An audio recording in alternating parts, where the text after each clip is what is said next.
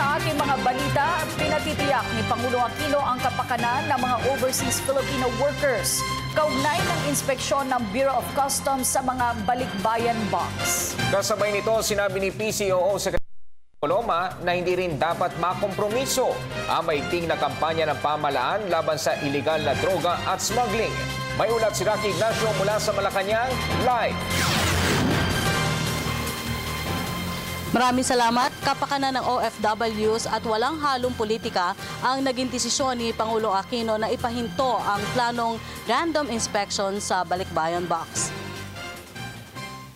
Ipinag-utos ni Pangulo Aquino ang pagtiyak sa kapakanan ng OFW sa usapin ng random inspection sa balikbayan boxes ng Bureau of Customs. Ipinahayag ito ni Presidential Communications Secretary Sani Coloma matapos ipahinto ng Pangulo ang pagbubukas at spot checks ng mga balikbayan boxes sa harap na rin ng naging pulong ng Pangulo kina Finance Secretary Cesar Purisima at Customs Commissioner Bert Lina. Ayon kay Coloma, isinaalang-alang ng Pangulo ang simbolo ng mga OFWs sa pamamagitan ng pagpapadala sa kanilang mga mahal sa buhay sa balikbayan boxes. Ang kapakanan ng mga OFW at kanilang mga pamilya ang namayani sa pasya ng Pangulo. Sa kanyang pasya ay sinaalang-alang ni Pangulong Aquino ang kahalagahan ng balikbayan box sapagkat ito ay bunga ng pagpupunyagi ng bawat OFW na patnubayan at itaguyod ang kabuhayan at magandang kinabukasan ng kanyang pamilya. Pinakinggan ang pagpapahayag ng saloobin ng mga boss sa hanay ng mga OFWs. Pero gitnang kalihim, walang politika sa desisyon ng Pangulo kundi ang pagsasaalang-alang lamang sa kapakanan ng mga itinuturing na makabagong bayani. Nauna nang nagreklamo ang ilang OFW sa plano ng customs dahil sa pangamba umano na mawala ang kanilang mga padala. Inilatag ng pamahalaan ang pagsasailalim at CCTV kung kailangan magkaroon ng physical inspection. Linawin natin yung konteksto. No? Yung pagpapahayag ni Commissioner Lina nandoon sa aspeto na paano ba ginagampanan ng Bureau of Customs ang tungkulin nito.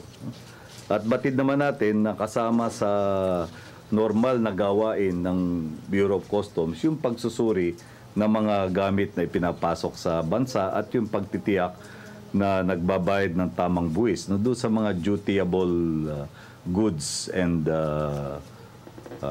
yung mga ini-import na dinadala mula sa ibang bansa pinapasok sa Pilipinas.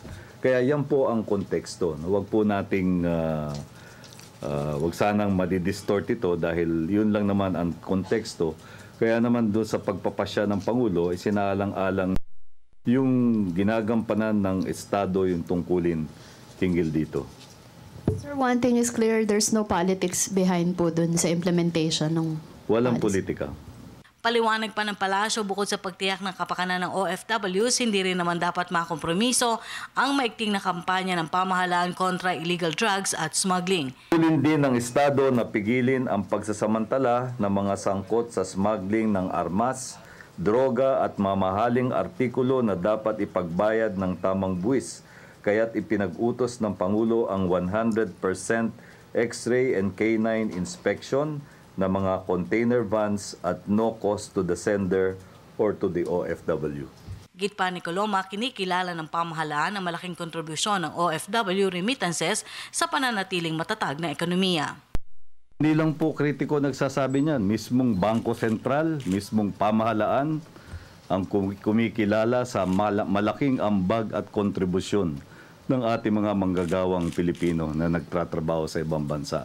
At malaking sakripisyo po ang kanilang ginagawa, kaya kinikilala po natin ito sa kabuuan nito.